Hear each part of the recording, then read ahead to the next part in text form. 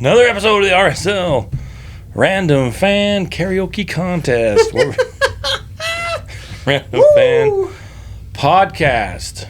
Where you wanted to get caught up. I don't know if you know this, but RSL hasn't played a game in a while. Well, Brandt, I think because we lost so bad in Houston, it was the Hang Our Head in Shame tour. I think they just wanted a break. I think they had so much accounting to do, so much accounting, so many moves to make. So we thought we would get caught up and share our thoughts. Not on the games, but the changes, the player personnel, if you will. And out of respect for our boy Andres Gomez, Brandt and I decided to wear matching shirts. So if you're on the YouTube channel, you can see us. We both wore our yellow jerseys. Our iron pyrite. No, not iron. Just pyrite. Pyrite jersey, right? The beehive kit. Just a couple of fools wearing the pyrite. Yep. So, linking it up. Anyway, so we thought we would give you a little breakdown on the transfer portal. Yeah. So, first of all, let's talk about who went out. Because we can talk about. Andres Gomez was the big one. Right. $11 million. And if you focus on that, you think, whoa, we got $11 million for a kid. That's fantastic. And that's true. And for the operating revenue of Real Salt Lake, that is fantastic. A huge win for the business side. But is it going to be a win for the team on the field? And I say no, but you say yes. No, I don't know that I say yes on the field necessarily.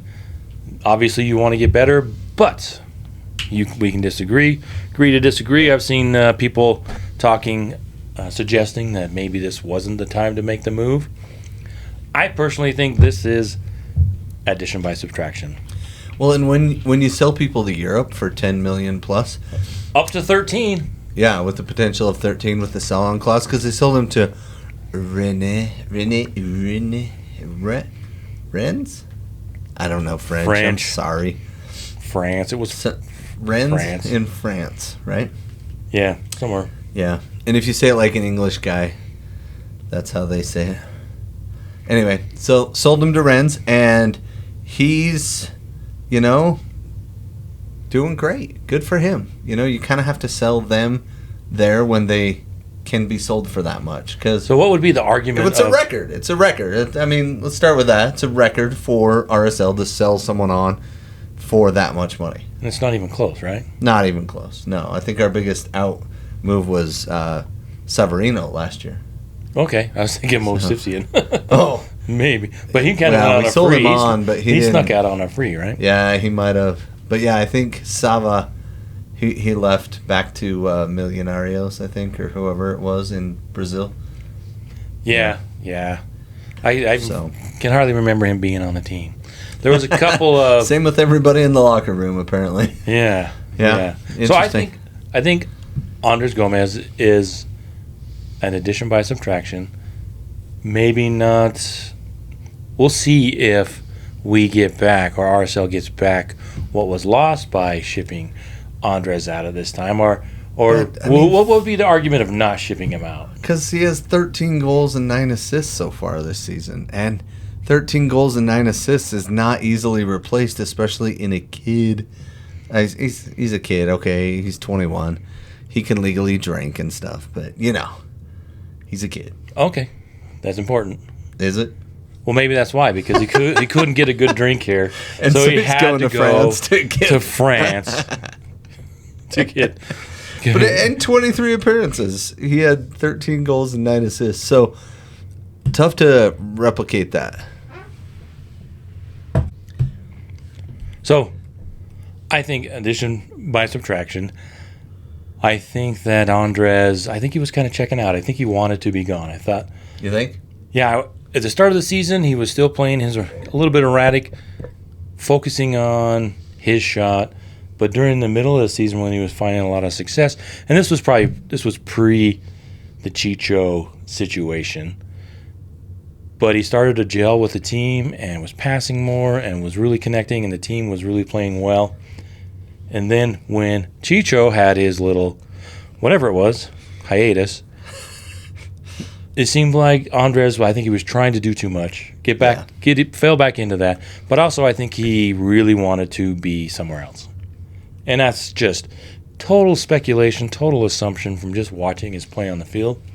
And when there's constant rumors of other teams looking to bring you in, I'm sure his agent's telling him, hey, this team's looking at you, this team's looking at him. Right. And there were some big clubs in there, Bayern and Bayern. Well, I don't know. I confuse those two. Leverkusen and München. I know they're different names, but only one N different. Whatever. It's German. It's hard. I don't get it. Yeah. But, yeah, both of those teams are looking at him. A couple of really big teams. But Rennes pulled the trigger on that deal. So, but kind of going back to what you were saying, there were times when it looked like he just wanted to get his, but then he got his. And so it was almost like, okay, well, there are times to be selfish. Just like in basketball, you got to be a shooter, right? Just like in soccer. And one of the things that I did like about Andres is that when he went forward, it usually didn't result in a counterattack. He didn't. Sometimes he'd lose the ball, but he'd lose it going forward. That's a good point. Rather than like pulling it back and making a bad pass backwards, he'd usually like at least take a shot. And sometimes that's all you can do is a hopeful shot, and that's better than making a bad pass and having a counterattack. Like, yeah, that's a good point. I don't know that RSL will be better without him right away. But I think in the long run, they will be better. Next year as they bring him in. And maybe if you are looking to win the MLS Cup this year, it's maybe you wait until the season is over. Is that the only argument that can be made? Or do you hold on to him a little bit longer and get a possibility of $15 million instead of $13 million? Right. And I think once you're there, you got to take it. You got to take the definitive $10 million in the bush, in the hand, in the bush, in the hand, in the bush. Yeah, $10 million in the hand is better than $45 million in the bush. I don't know. I don't know either. I forget the way that saying goes, but you guys know what I'm talking about. You want it right now. 10. Yeah, 10 now is better than more later. Anyway. But I see the arguments for both sides, but RSL this was almost like a statement transfer window, if there can be one, where you thought that the Orongo one was a huge signing. It's like, wow, where did that come from? This one is just like, we're done playing checkers. We're going to play chess. We're bringing players in. We're going to, maybe not gamble is probably not the good word, but we are going to take some chances on some players and on our team and see if we can't shake this thing up and take a step up in the players they're bringing. Yeah, and we'll break each one down here. But with Gomez, I think you and I sat by each other during a couple games, and we talked about this. And I just thought we got to share this with our fans.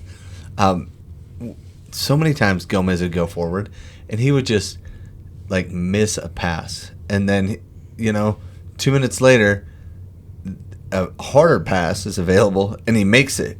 And he makes it look good, right? But then he's the same guy that just will like totally miss a square ball for a tap in. You know what I mean? And same guy, but he got plenty of results. But wow, he created a lot of chances too.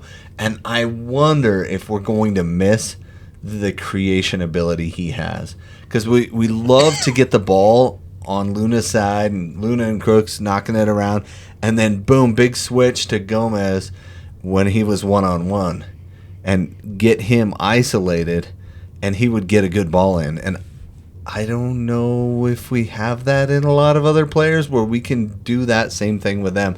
So that's where I'm worried about the team is to be able to say, hey, Michael Chang's not that guy.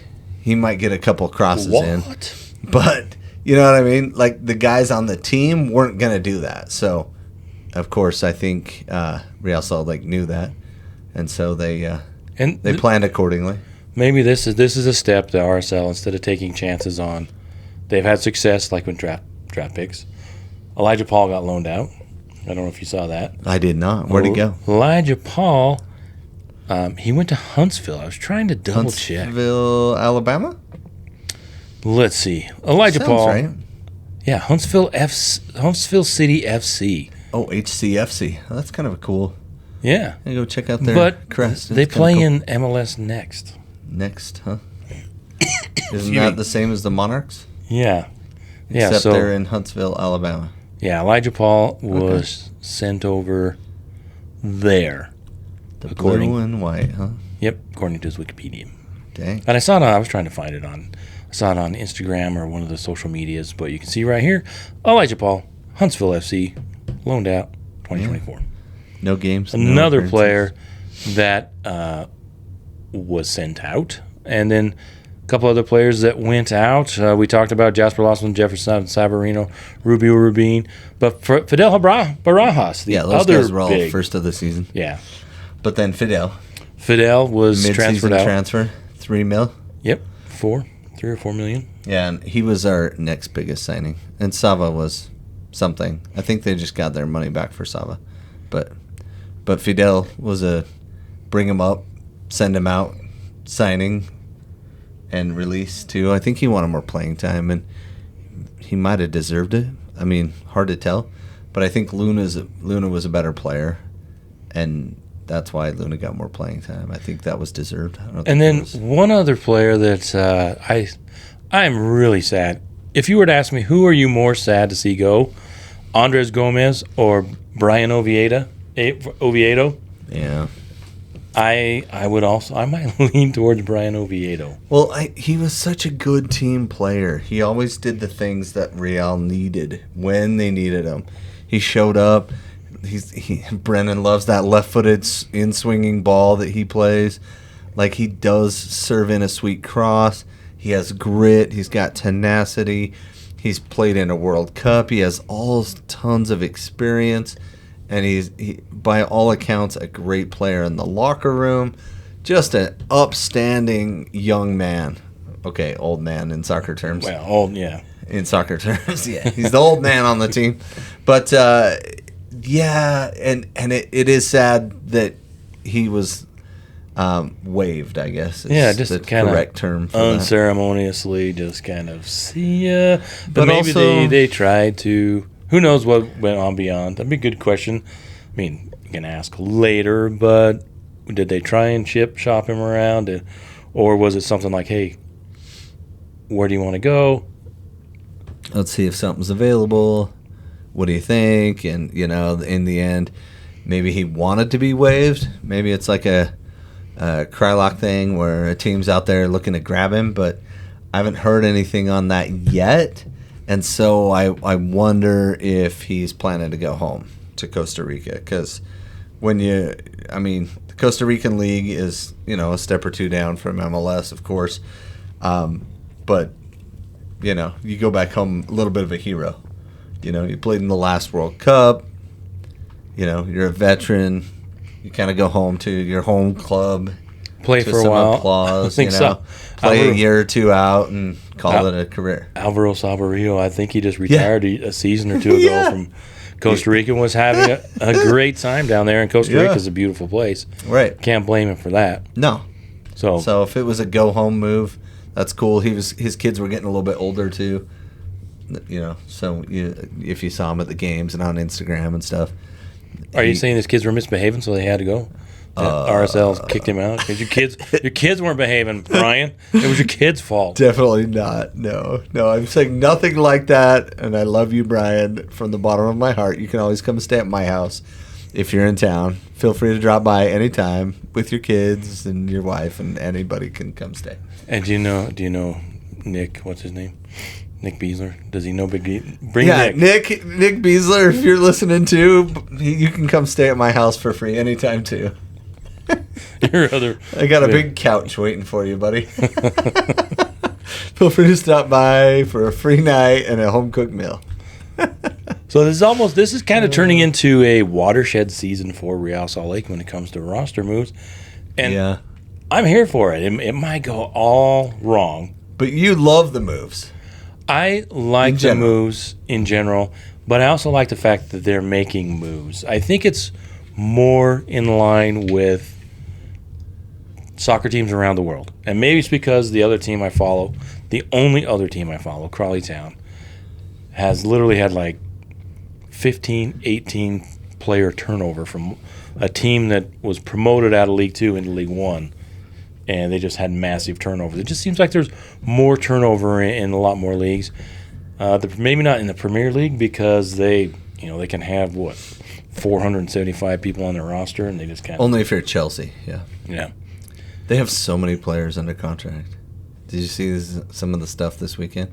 They were like, here are the players under contract for Chelsea. They're loaned out all over the place. They're like 46 people or something like that. 46 players. I don't know how they do that. I don't know how the rules aren't allowing that. But anyway. So I don't mind it. I think it's a nice change. Yeah. Doesn't mean it's going to be the best moves. But on the surface, I'd rather have a team that's kind of trying to make bigger moves than trying to turn draft picks into superstars. I mean, draft picks are fantastic. RSL's proven they know how to draft, and we've got some quality players out of the draft. But I think there's a ceiling for those players. Yeah, there isn't in. Well, there could be players out there, but they're farther and fewer between. Orlando had the young man that they drafted last year that just took off, and then they couldn't figure out a deal. I think he's gone now. Oh no, he's playing forward. Yeah, Duncan McGuire. Yeah. They tried to sell him on in the offseason, and it went all bonkers. Somebody didn't. Yeah, they missed a signing deadline by like 20 minutes. Somebody got fired somebody didn't push the right button. Oh yeah. Before the timer went out. So there are Did they call the Olympics and get their medal back? Yeah. And at halftime, we will show you our Olympic breakdancing moves. How we can do the kangaroo move. Yeah. Oh, if you're watching on video, you just got a special treat. And if you're not, just imagine Brandt dancing like don't. Kangaroo. Don't. Some sort of marsupial. I'm not sure what that was. If I fall down and hit the floor, it's probably getting CPR. Just give me CPR. It's not. Just let me die. It's not breakdancing. It's a medical emergency. Well, and to be fair, like Real Salt Lake's going out there and doing kind of a media blitz and being like, Andres, he was our best friend. Oh, best friends forever. True love always. Stay sweet and sexy. Like all of the yearbook farewell tour memes are coming out right now. Yeah. Right? It's like, call me. How do they call me, honey. Have a good summer. Stay sweet. Have a fun summer. See you next year. All of those things are coming out on the socials, which, hey, you know what? For $10 million, we can put on a little bit of a goodbye for the kid. And they geofenced. They geofenced the crap out of it. We got money. We're geofencing all of this stuff. We own Facebook now. Yeah. So and good for him. Good for him. He wanted to go and awesome. Go try out France, and I think the French league's a good fit for him and the style he plays. I don't think the Premier League would have been good for him. I think he would have done fine in Germany, but I really think France is the best because in Spain he would have needed to be a little bit more technical, I think, and he's a little sloppy, which is fine in France, right? You can get away with it, right? Like Mbappe, he's a little sloppy, but he makes up for it with his speed and charisma or whatever you say that on the ball. But good. I think this is a good move for both sides. Yep. So other players, just to show the change that has come about during this season for Real Salt Lake. Earlier in the season, Alexander Catranis, who's been quite the impact player at left back. We've shared a ton of love for him. Matt Crooks hasn't had the impact I thought. One of us thought he might be the MVP of the RSL MVP. Well, he did come in right before the season started, and He's from Middlesbrough. He's had the championship flashes of brilliance, I think, and I think with him, I mean, I don't want to spend a ton of time on Crooks because he's not really fitting, but I think he can fit. But we'll see, and we'll see how much patience they have for you because it takes about a season. Major League Soccer is a different kind of league, and who knows what's going to happen with Matt if he's happy to be here, or we'll see if he kind of picks up next season. After going through a season, you see that all the time. New players come in. It takes a while to get used to the travel, the difference in the atmosphere or in the weather. If you're coming from England, the weather's kind of the same over there. Yeah. All the time. Just depends on where you go. There's not much difference. It's raining or it's, kind of raining. Or it's almost raining. And here in the United States, you can go from the Pacific Northwest to Houston to Miami to New England and to desert altitude. Your first game here might be in 4 inches of snow. So we'll see how Matt does. We also had Phil Quinton come in, and that was kind of an emergency when we didn't have any center backs for a while. And he's a player. But a couple of them he's a player. That's all we know about Phil Quinton. He's got potential, and he's tall. He's tall, and he brings the chaos, too, at times. Not where you want it. Like Andres Gomez, who brings the chaos up front. Right. You don't want the chaos. You don't want the chaos in the back. But he brings it anyways. Yeah, he brought a lot of chaos. So, some of the more recent ones in July and August during the transfer window. Benji Michel on a free. They picked him up from coming back from Argentina or wherever he was. You're asking or you're telling? I didn't think he was in Argentina. I thought he was in Europe. Aruca. He was playing for Aruca. Maybe it was Portugal. Oh, he was in Portugal. Sounds Portuguese. But, I've watched him. Sounds like a Spanish word I can't say. It's probably Portuguese. Yeah. Portuguese. It's like talking in Spanish like this. What's up? Anyway. And I am sorry going for to... all the people that really speak Portuguese. We're sorry. I apologize for my... I am leaving a lot of judgment on this one. I don't Which have... one? Benji Michel. Oh, Benji. He was in Orlando, and then he bounced around. He did well in Orlando, and I think he was used wrong when he was in Orlando. Well, I don't have a ton of high hopes for him. From what I've seen... I think he's a backup for a backup. Yeah. But he can... If we can get him to do spot duty, that's all we'll need him for. He could be totally different, but yeah. All we have is our initial impressions. They have barely played, and I think my initial impression is Benji won't be a starter, won't be impact, but might be a solid player.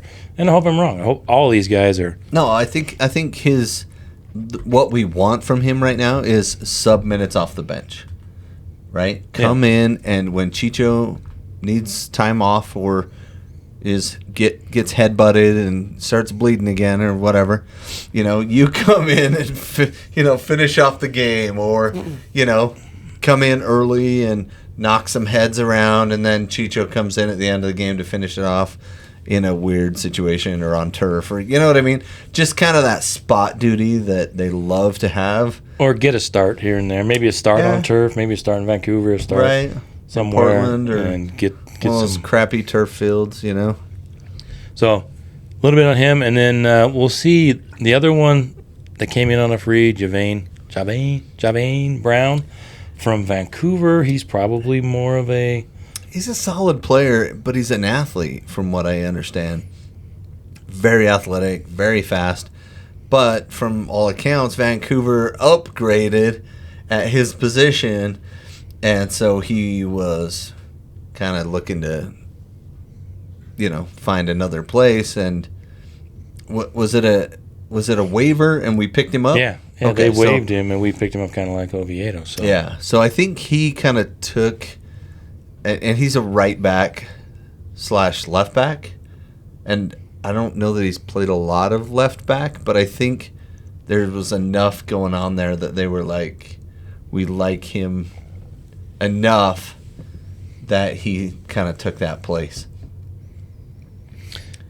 And he has some size, almost 6 foot, so that's good.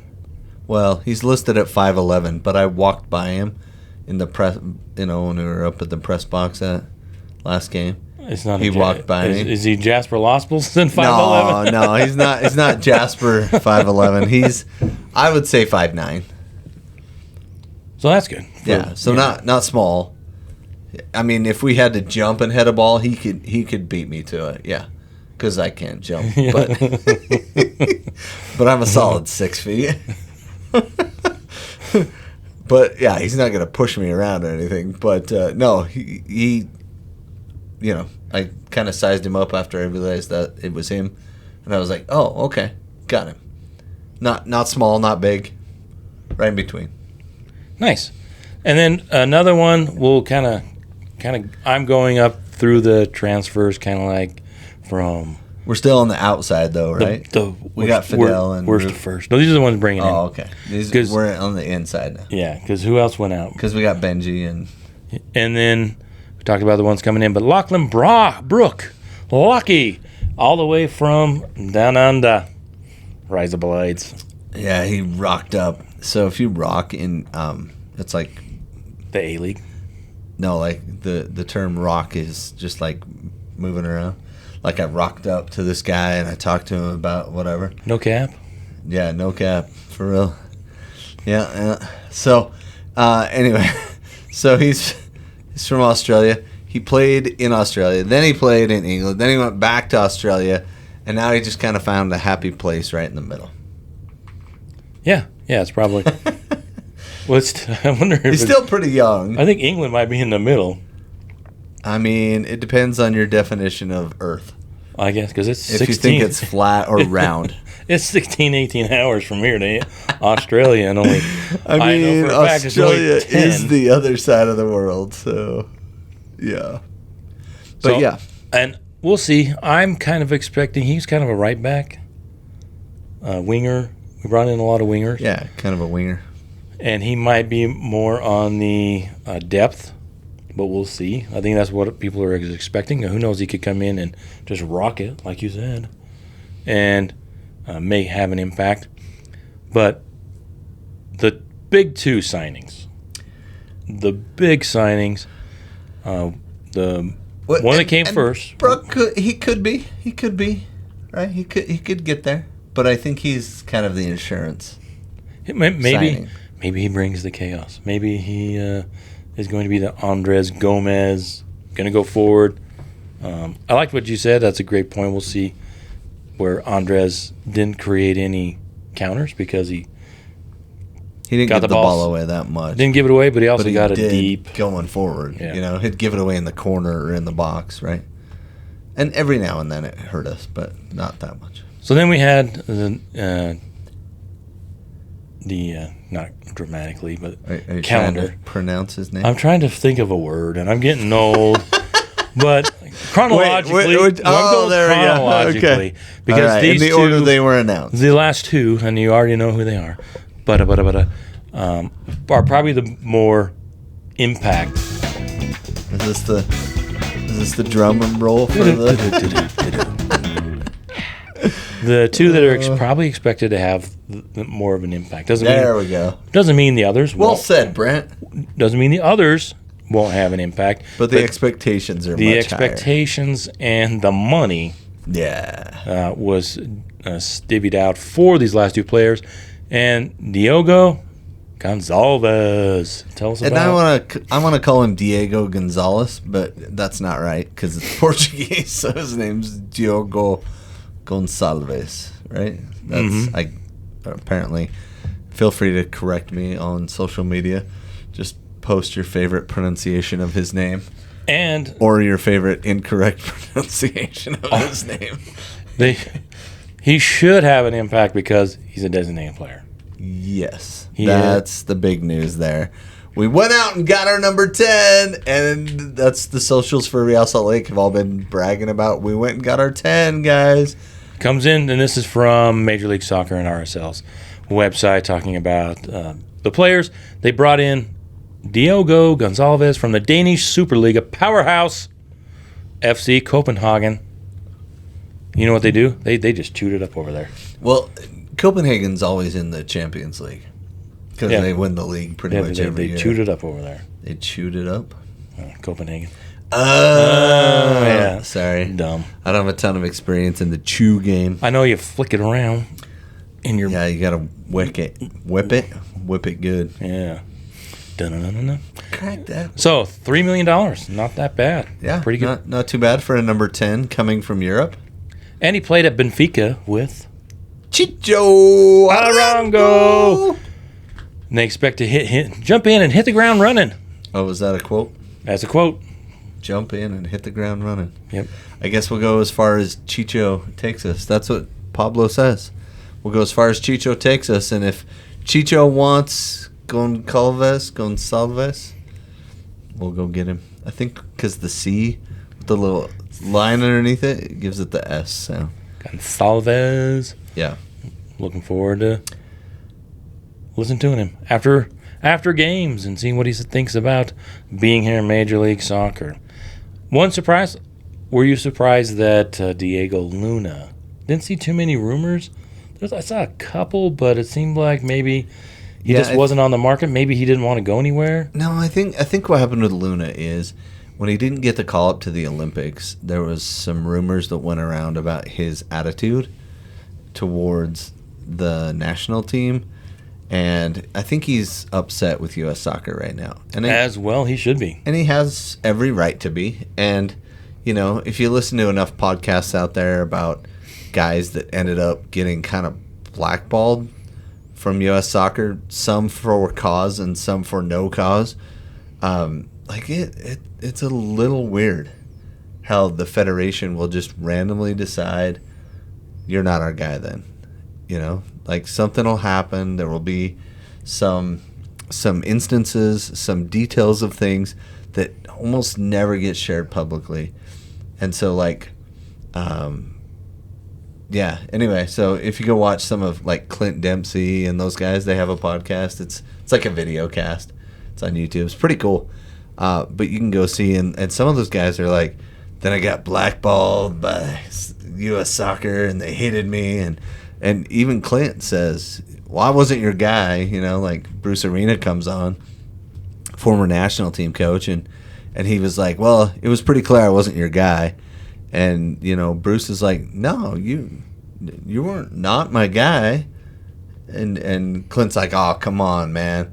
And he's like, no, you got injured and you were coming back. And then, you know, he kind of talks to him like, no, like I didn't have anything against you.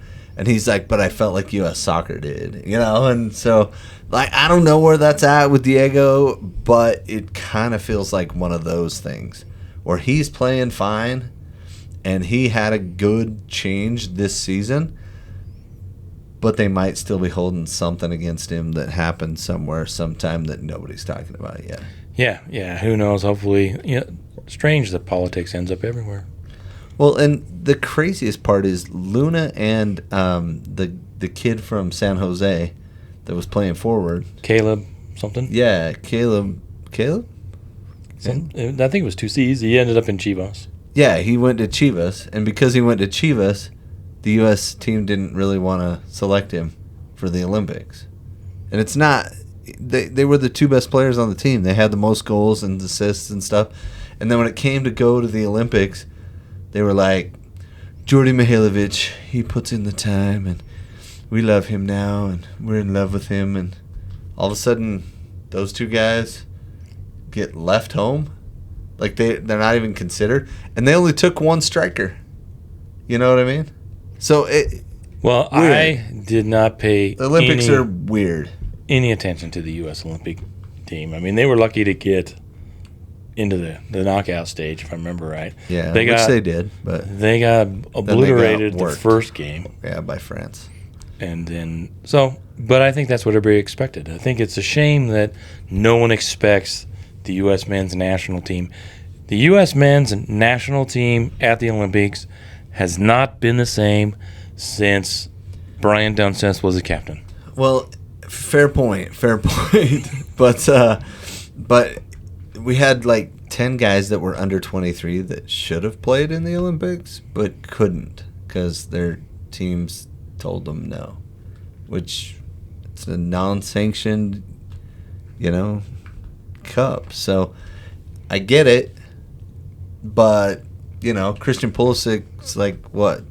He was just on the border of being old enough to play or not or whatever. Anyway, there were a bunch of guys that could have played. So if we really sent our best U23 team, basically what I'm saying is we would have done much better, I think. We would have made it to the semifinals. Maybe. But, man, there were some crazy things that happened in the Olympics, too.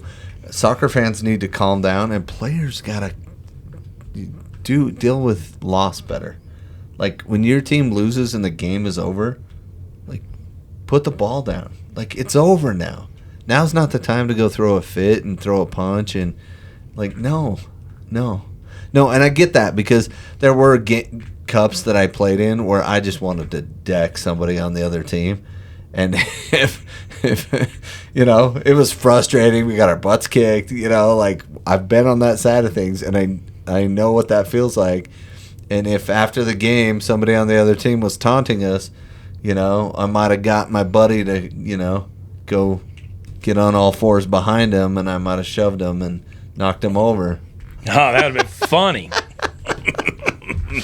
So I probably wouldn't have started a brawl, but So yeah, we could go on and on about the Olympics. I'm a big Olympics fan. I love watching all the stuff you never see. But not in soccer. It's weird, right? Yeah, and I didn't even pay attention to the women's very much. The women won the gold, right? I think so. I didn't pay too much attention because I like to focus on the weird stuff you don't see. Team handball, I'm there. Yeah. Badminton, ping pong. The ping pong tables are all bent now. They're all weird. Plus, there was table tennis, table hockey, soccer. Did you see that? No, I didn't see that. Was that an experimental sport? I don't know. It could have been. I know breakdancing was. Better attention. And field hockey and all. I love watching all the things you don't see very often. Yeah. And would be nice. Oh, and all the track and field. And, yeah, the sprints and stuff. Those are fun. But I'd love to see the U.S. win a medal in soccer. I don't know if they ever have. But that's something to look men's into. Soccer. Men's soccer. Women's soccer has been pretty dominant. So even in this from Real Salt Lake, from Major League Soccer, their website talks about the Australian youth international winger Lachlan Brooke, Benji Michelle, and Javane Brown being depth pieces. So hopefully they'll take that as an opportunity to prove people wrong. But it's nice to have some quality depth on the team. I mean, not that we don't, but I think our depth is kind of getting older. That's the other concern. I mean, we've been this young team playing a lot of kids, and some of them have really stepped up and contributed. We just sold, our best kid so far, probably, and then we brought in a little bit of experience. Because how old's Gonçalves? Like 27. 27-year-old. Yeah, so he's in his prime, which is usually not what you do unless you want to win now, right? You get players in their prime when you want to win now. But then they also went out and got Dominic. I've been practicing this. I don't know. I've never heard it, but I think it's Mark Zook. Dominic Marczuk. And I want to call him Marzukic, but that's not it. No, Marczuk. It's Marczuk. Yeah. So I think it's Mark Zook. And it's Polish. Yes, Polish. They reportedly, this is from Major League Soccer and the Real Salt Lake website. Give them credit, right? We don't steal stuff. No. For $1.5 million. And I was trying to find it on Twitter, but I know Trey and some of the people, Tom Bogart, Transfer Market, are suggesting that the kid's already worth like $8 million in Transfer Market. This was quite the coup. This was the steal of the week. By Kurt Schmid. Fresh off a title-winning season. And he was the young player of the season in Poland. Did he just want to come to the U.S.? How did we get him so cheap? I don't know. It's a great question. We'll have to dig into that. But obviously, maybe he wanted to come here. Probably. That's what I'm hoping. Yeah. Come to the U.S., come to Real Salt Lake. Well, and here's another guy going back to Andres, because he might be the biggest story that these other players could become the bigger story, but at the moment, the decision to send Andres to France is the biggest probably story of the transfer window and what's going to happen to Real Salt Lake. Do we bring in enough to make up for losing Andres? But I think that I lost my point of view. Where was I? Where was I going? The Crown Prince of soccer in Salt Lake. We're getting rid of that youth and bringing in another youth, right? Yeah. So I think that we'll see how it goes. But I'm really excited about this. These two players hopefully will have an impact right away, and I love the fact that RSL is making some changes and they're taking chances on. They're taking bigger chances. Is that fair? I mean, yeah. Don't want to talk down any of the players that we have, but the ceiling for the players we brought in higher than the players we currently have or the players they're replacing, like Ryan Oviedo. Incredible person. I would love to have seen him on Real Salt Lake at 28 years old instead of 34 years old, but we probably couldn't have afforded him then. Right. We could probably afford him now at 28, but at the time it just didn't work out. So I love what they're doing, and I'm excited. The other thing to point out, too, is that RSL has decided they changed all the roster rules, and RSL is going to be, they announced. RSL didn't change them. MLS changed Major League roster Soccer rules, yes. Well, RSL called them and said, hey. Change the roster rules. We've got this idea. So they're going to go with the 4 U22 and the 2 DPs. And with all the changes, I think Matt Crooks was... You kind of have 6, right? Yeah. Matt Crooks was is a TAMable player. So they the 2 DPs through TAM. Are Chicho and Gonsalves. Right. And then the 4... Mature DPs. Yeah. Then the 4 U22s are Diego and who else? I'll look it up. Wait, you said Diego? Diego Luna. Diego Luna. Oh, okay. Luna is one of our young DPs? Not DPs, but the U22. Okay. So we can have 4 of those and 2. And Dominic's one. Dominic's one. Is Brooke one? Lachlan Brooke? I don't know if Brooke is one. What the? Double check. Anyway. But that's the direction they're going. We'll figure out. We'll find out who is the 4 U22. What two? I had it up and then I lost it. I'm so sorry. Classic move. I know. I was trying to get all the information in front of us. No, I thought it was interesting, too, that they said Gomez had been the youngest player. He was under the first player in RSL history under 21 to have so many goal contributions. But then Diego Luna passed him because if you take career, Diego played last year, too, and had more between the 2 years. Anyway, so between Diego's total contributions, he's still ahead of Andres on the total goal contribution side, assists plus goals, because almost all of Andres' came this year. Last year he just missed a lot and had a few assists. Yeah, a little more controlled chaos this year. Yeah. And in the world of Major League Soccer, RSL is getting a lot of props for their transfer window.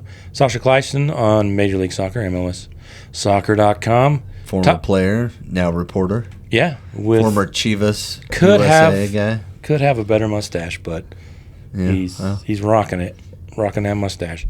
Top five signings in the window. For him, number 1, or I meant no particular order, I don't know. But Olivier Giroud, LAFC. He's the best signing, yeah.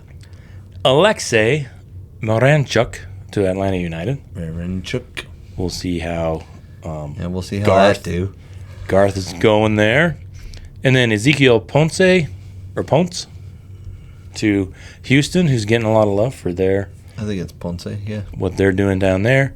Yep. And Diego Gonsalves to Real Salt Lake, and Felipe Carballo to New York Red Bull. Those were his top 5 transfer. So that's... I mean, sure, hopefully. RSL getting a lot of love. Yeah, but they're out of 4 DPs that sign, 2 of them won't work out. That's just how it goes. That's how the DP's world work. Like, hey, you want to carry a team on your shoulders? Yeah, I'm the man. Put them on my back. doesn't always work. So we'll see. We'll see if that do what we think it's going to do. If it do. And the other thing, too, talking about DPs that didn't work out, Chicago Fire got rid of has to be the worst DP in Major League Soccer history. Who? They got rid of their DP. Which one? Didn't they have 3? No, the one he actually just click on the what club there. Yeah, that works. Where? All clubs. Yeah, clubs, and then Chicago. I can never remember his name. Oh, the short guy with the stubby legs from Switzerland. Yeah, he scored in the Euros, and I think they said goodbye to him. And they got Ariel Lassiter. So they went out and got Lassiter Zerdan Shaqiri. Oh yeah. Chicago Fire agrees to mutual termination with midfielder Zerdan Shaqiri, who was, I think they were paying him $8 million, $6 or $8 million, and he just didn't. And Shaqiri was great, but he played at Liverpool. He played in the World Cup. He scored some bangers of goals, but in Chicago, it just felt like he wanted to float and then not really get involved. And I think it was a classic game when we played the Chicago Fire, and he was like on it, and then we kicked him once, and he kind of fell down weird. And after that, he checked out of the game. Yeah, he subbed himself out? I think so. I can't remember if he subbed right out or not, but he was like, I'm done. That's enough. And Chicago's kind of been a dumpster fire for a long time. So maybe, who knows? Yeah, so they went and got Lassiter, who played in Miami, and then he played in Montreal. And they picked him up, but so sometimes those DPs work out, sometimes they don't. Sometimes they don't work out spectacularly. Yeah. Chicago, so hopefully RSL won't have to suffer that. We did have the second go around with Mosisian. Yeah, which we all know is the worst signing in Real Salt Lake history. Well, maybe his cousin. We signed his cousin too. Yeah, but he was only dollar-wise, it wasn't as big of a deal, right? I think it was a couple of haircuts. I don't know. Yeah. It wasn't that much. Yeah, I think so. Yeah, when you've been around as long as RSL has, you start to collect a lot of great signings and some not so great. Exactly. So, what are your thoughts on... So, a lot of people have been like, hey, what's the best 11 now? And I think with all the transfers coming and going, we don't know who's going to play wing. We think Luna has, the chops to hold his spot. We're pretty sure Chicho's not going to get surpassed by anybody on the current roster. So those 2 spots are pretty well set. We don't know who our goalie is.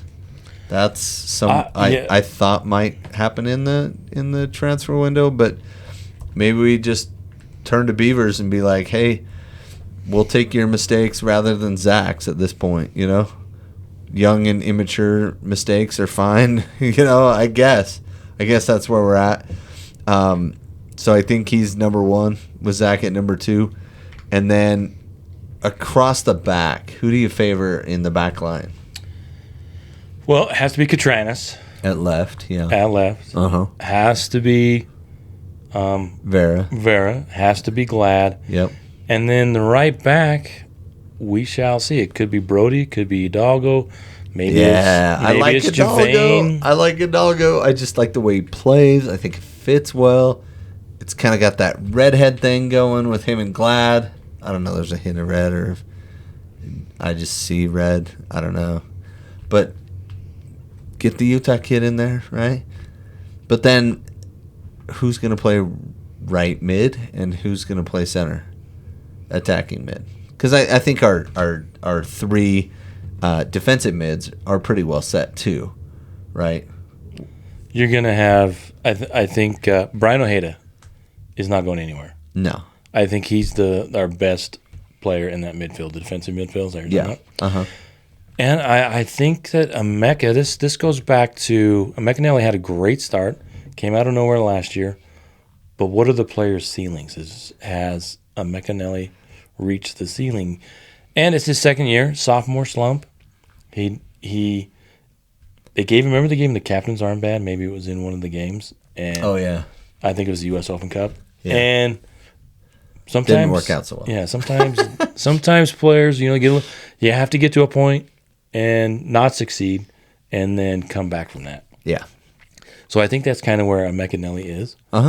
Is that he's trying to figure himself out, and we'll see where his ceiling is. But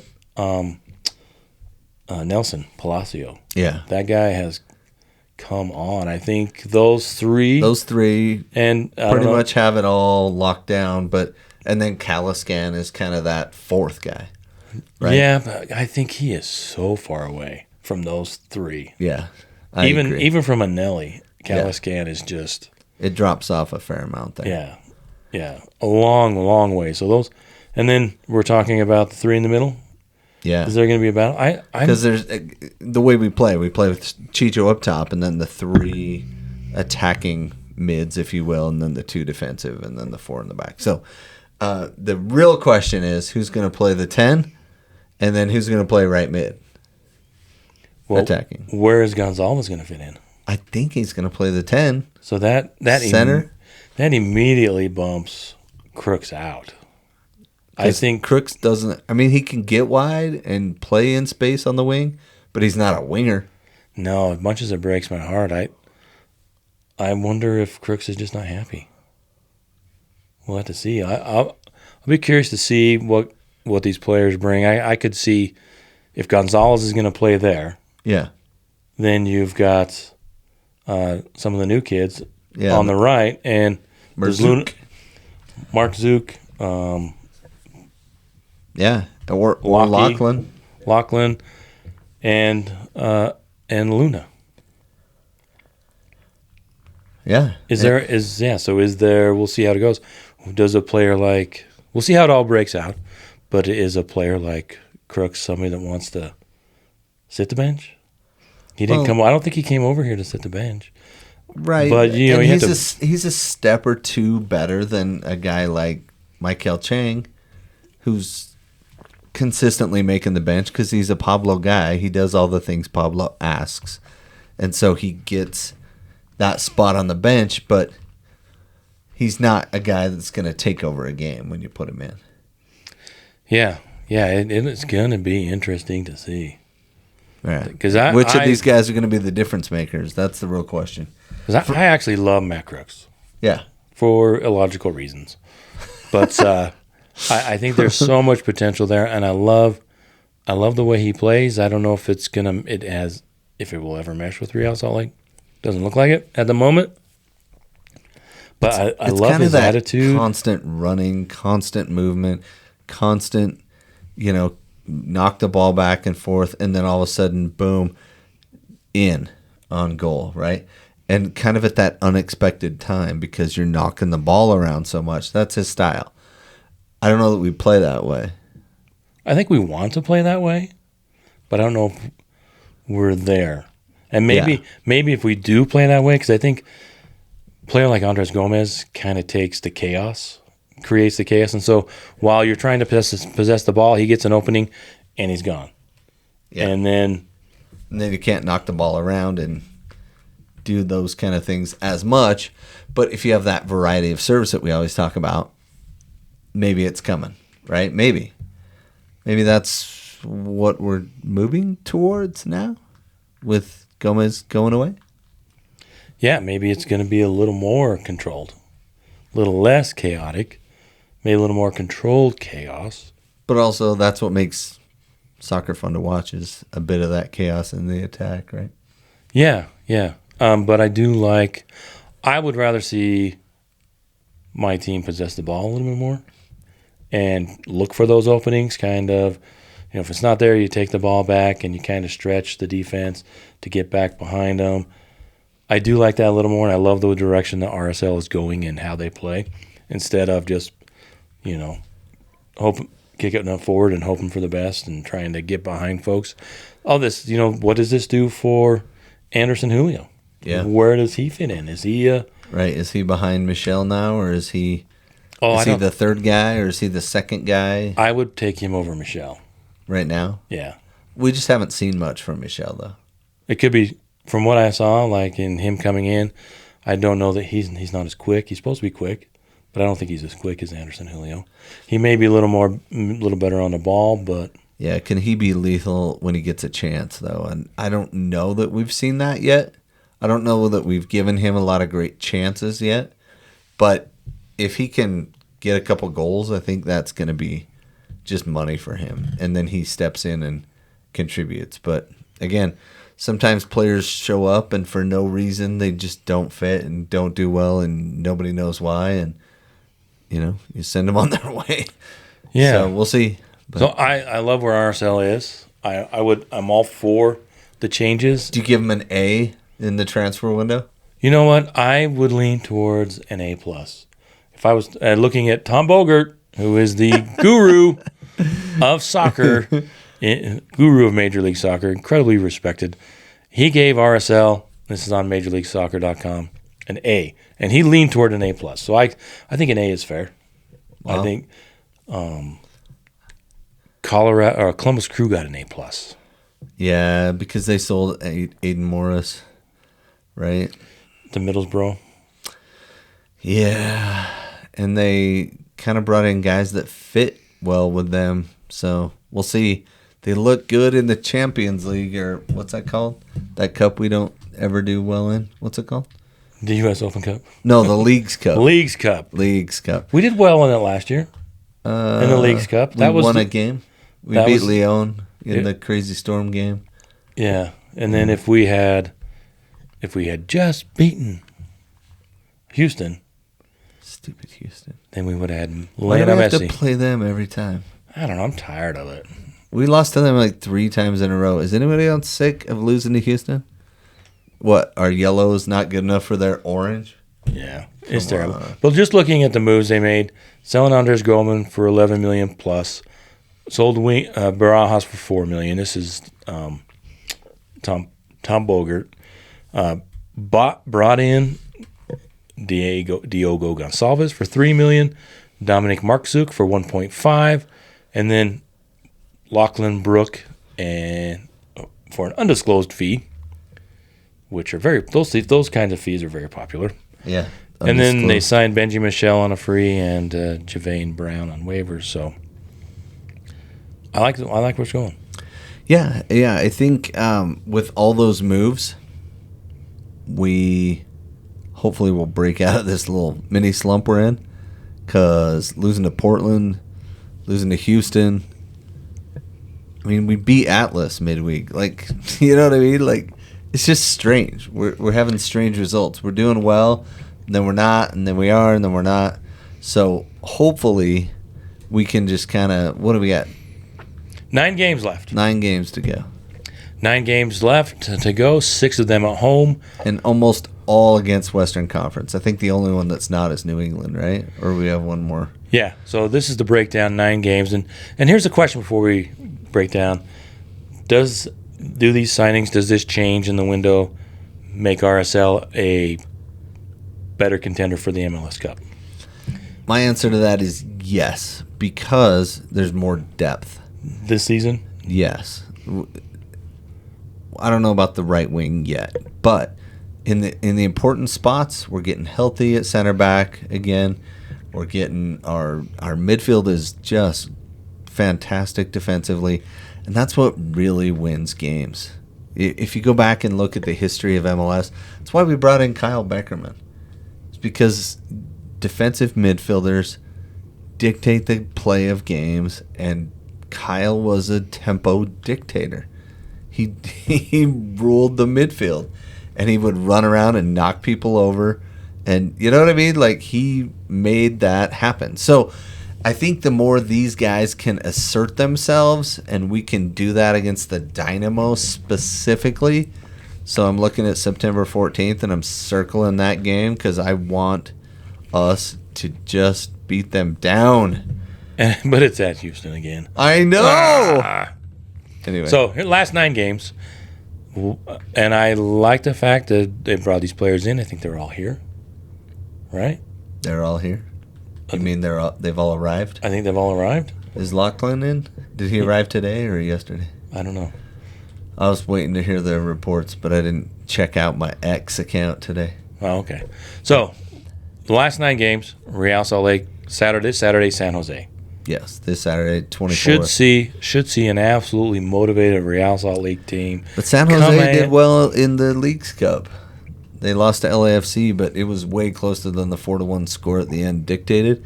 It was like 1-1 in the 78th minute or something. But still, they're way down in the standings. Yeah. RSL should dominate, come out.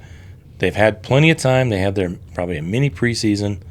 They should come out and dominate this game. I expect them to throttle San Jose. Then, following Saturday, they host New England Revolution, not having a great season. So then they got a week off, looks like. And then following week in September 14th, as you mentioned, in Houston. Hopefully the weather will be cooler, and then RSL will go in there and show them. Yeah, one of 2 trips to Texas before the end of the season. Then we come home September 18th.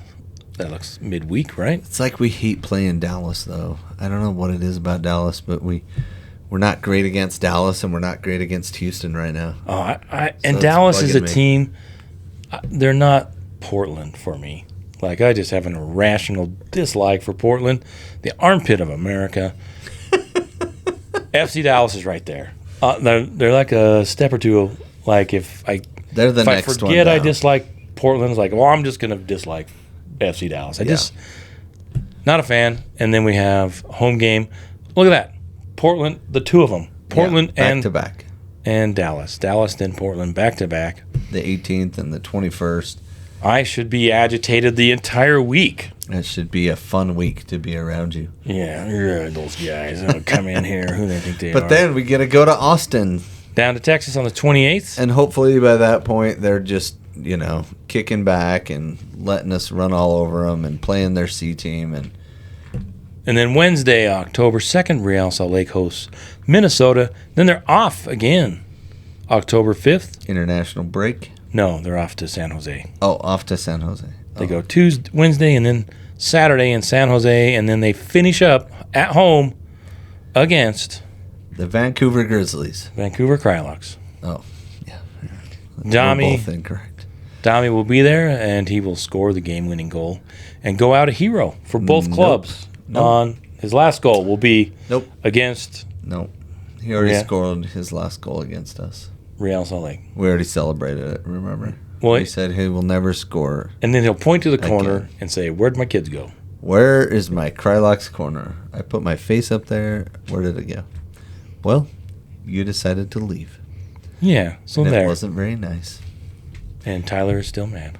And I'm still. So those upset. Last 9 games, those are imminently. We should win out, right? Win all 9 games. Win out. Yeah. We should finish 2 games, 27 points. But the rest at home, well, San Jose too. So 3 games on the road, not tough trips, except, I don't know, the humidity in September. Those Houston game and the Austin game. And again, the Houston game, the stat line was pretty darn close. Yeah. But we just lost by 3. I mean, just like 3 stupid goals. And again, I'm okay if they score a banger. But like a deflection and that's just kind of how it goes sometimes. And yeah. And RSL's has had a lot of games this season where they got those. Yeah. They got those. No, agreed. And I didn't really care because it got us out of the Leagues Cup. And I thought the team needed the break more than they needed the wins.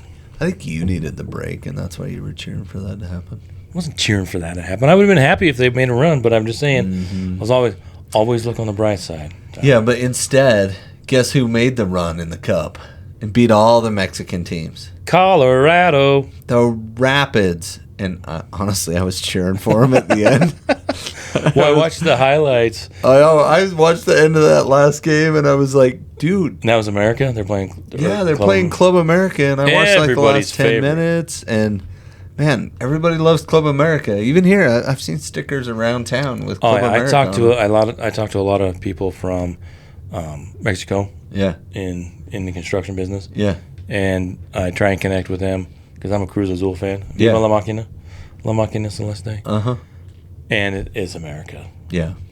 It used to be Chivas more, but Club America is very, very popular. Yeah. Those are the two, Chivas, Club America. Well, and they have some random ones. They have a very big payroll and a very strong team.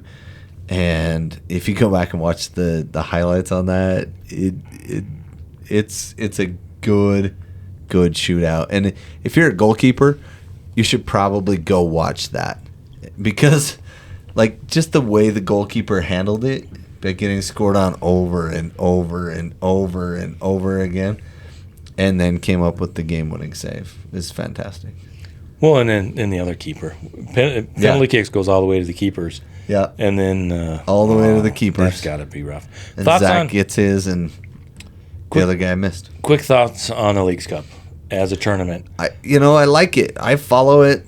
Real Salt Lake's out, and I kept watching because I was sucked in. I'm a little disappointed that it's a little sexy. The Final Four are on those MLS teams. All MLS. I'd rather see Philadelphia it come down 2-2 or something like that. Or Philly knocked out Cincinnati, and then they knocked out. Toluca's gone. Mazatlan. Somebody knocked out Mazatlan. Yeah. Mazatlan in America got knocked out over the weekend. Yep. And Seattle just got bumped by LAFC. Yep. I watched a little bit of that. Yep. So it's LAFC and Colorado in the West, and Philadelphia, and I would like to see it expand and play some games in Mexico, and I think that would add to it. Watching the RSL Atlas game and some of the other games, I think there's some buy-in from both sides of the border there, and there's these clubs want to win those games, and I don't know if it's having all four MLS sides is an indicator of where the leagues are, but I love the idea of it, and I'd like to see it get a little more contested, so to speak, because Inter Miami won it last year. Gotcha. With Messi. Yep. Oh, and Columbus, right? Columbus is the Final Four team. Yeah. So I was really hoping to see a couple of Mexican League teams in there in the finals. It makes it a little, more. It's kind of like the U.S. Open Cup, right? It's kind of like the U.S. Open Cup. Yes, it's a great idea. Everybody loves it, but then it's just the same MLS teams at the end anyway. At the end of the day, that are going to be in the finals. Unless the Rochester Rhinos make a run. Sacramento made a big run a couple seasons ago. Yeah. But I think the Leagues Cup could really be something fun. So we'll see how the final goes. They've got the semifinals, and then we'll see who makes the finals. One other club we've talked about that was, I think, keeps getting voted as having the worst transfer window might be Seattle Sounders and Craig Weibel.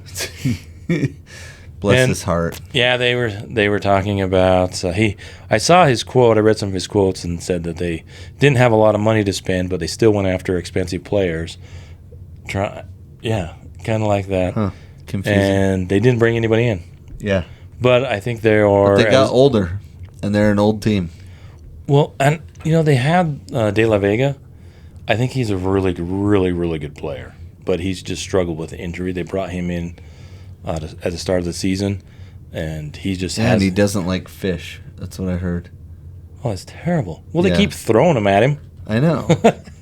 He keeps flopping around in the box. I'm like, what are you in the fish market? But I saw him early on in the season, and he looked like an impressive player, but he's just been battled injury. Mm-hmm. So, but Leo Chu's, he's like a good player, but seems like his head's not in the game a lot of times. And they got this one guy, Albert Rusnakian. Yeah, he's like checked out ish. Yeah. Well, they were saying that they've got a lot of contracts. It was pointed out to me on the Big Soccer board that I think they're waiting for 2025 at the end of the season. They've got some big contracts coming up, and the big revamp for Craig Weibel will be the big test will be in the off season.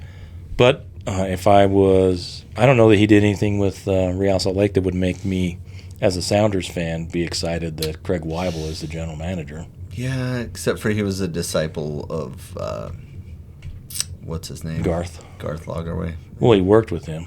But I just don't know how many good players are there at the University of Washington, right? I mean, that's the place they scout the most. So we'll see how it goes. What do you expect? What are your thoughts? What do you expect RSL to do on Saturday?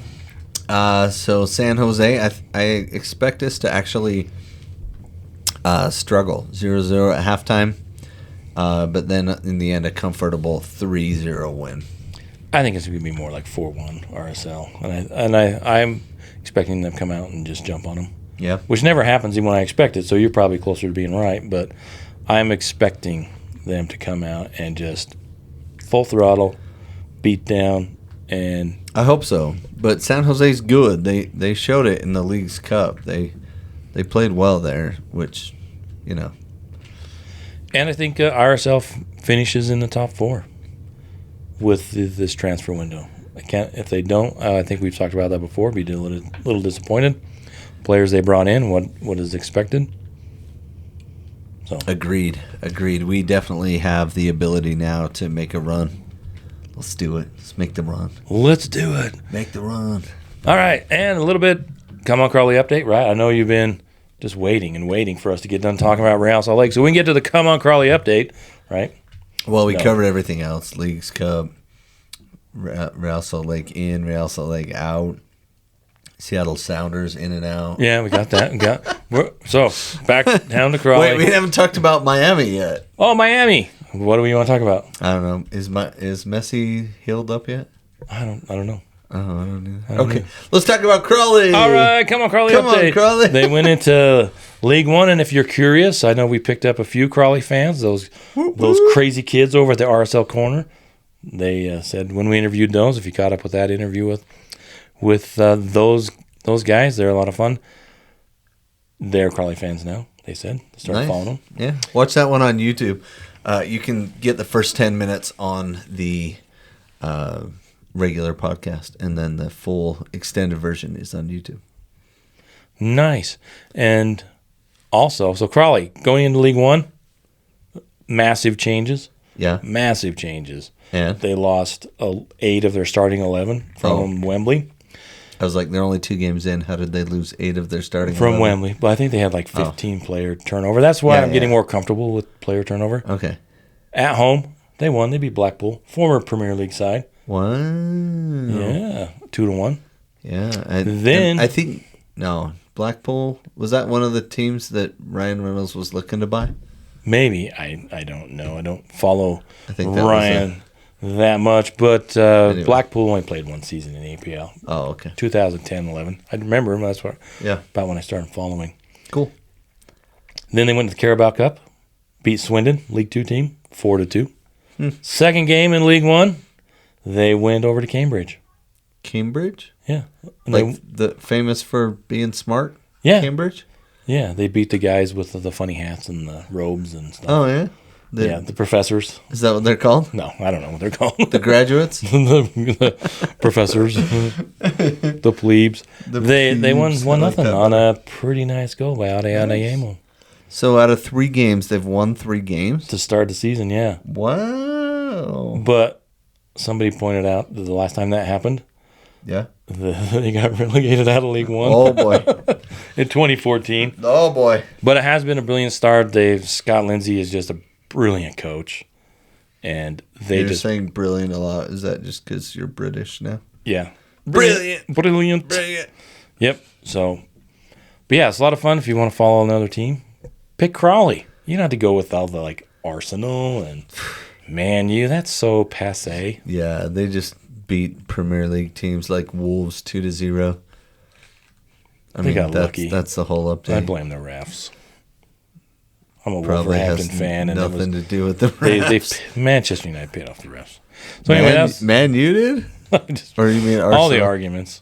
So, so Follow us on all the social medias. Thank you for listening.